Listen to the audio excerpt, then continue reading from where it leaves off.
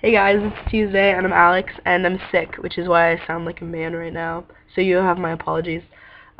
Before I get started on the topic, I wanted to tell you guys something. A few weeks ago, I came out as genderqueer. In case you guys don't know what that is, it means I don't assign myself to any particular label. Female or male. I don't identify as a lesbian anymore.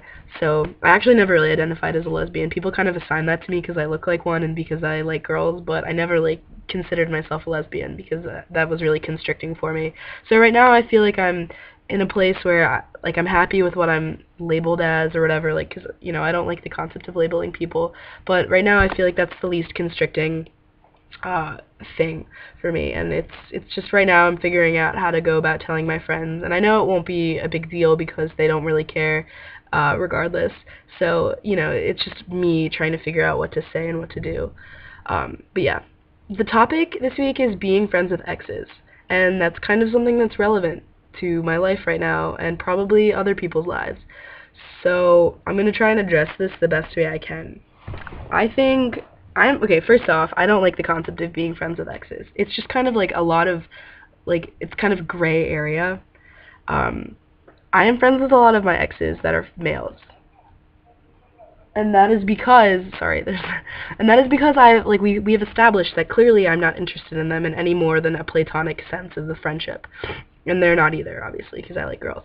Um they I think if you're going to break up with someone, there has to be, first of all, there has to be a grace period. There needs to be time for you to address your own issues, because I think breakups in general, even if you're like, oh, I'm not even that interested in the person, I think there's just this sense of loss that happens after you break up with someone, because you're with someone, it's whatever. It doesn't even have to be that big of a deal, but you're with someone, it becomes this part of your life, and then when they're gone, it's just kind of this loss, and you need to address that. You need to figure out your own stuff before you can even think about being friends with them. Wow. Before you can think about being friends with them.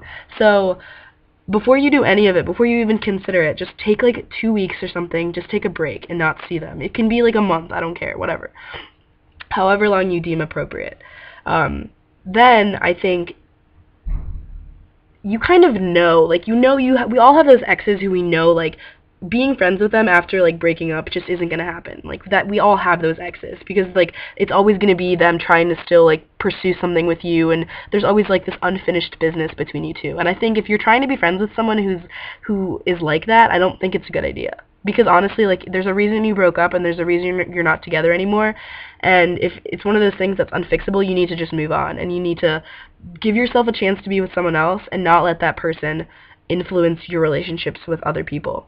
Because I have seen a lot of people who have been like that, who are still hung up on their exes and are trying to start something new with someone and realize 3-4 months into the relationship that they're not into the other person the way they thought they would be. They're kind of a rebound or whatever, and then the ex is still there, and that's just super awkward. That being said, I think you're also going to be able to date people who you can be friends with, who you're we're not supposed to date, we should just be friends, we're bros, whatever. So I think with people like that, it's okay. I think it's the individual case, because I have exes who I do not plan on being friends with ever. And I also have exes who I realize I could totally we have much more in common in a friend sense than we would ever have in a relationship sense. So I think it's important for the individual person to figure that out and to kind of judge their own case. Just make sure that you establish that you're not into that person. Make sure that you're we need to just be friends, because if we hook up, it's just going to lead to more problems and lead to confusion and complications that neither of us need. So yeah, I guess that's my take on it. I don't think I can see myself being friends with a lot of my exes. Then again, I haven't dated that many people. I'm kind of not a relationship type person. But yeah, the question is, if we could eat one food for the rest of our lives, what would it be? And I know that I probably wouldn't be able to eat one food for the rest of my life because it's kind of gross and you would get sick of it. But I would have to say Chipotle. A nice burrito bowl, because those things are awesome. And I probably would get sick of them, but right now, I could probably say I would eat that for the rest of my life because I haven't had it in months. So yeah, that's my thing. I hope you guys have a good week, and I will see you next Tuesday.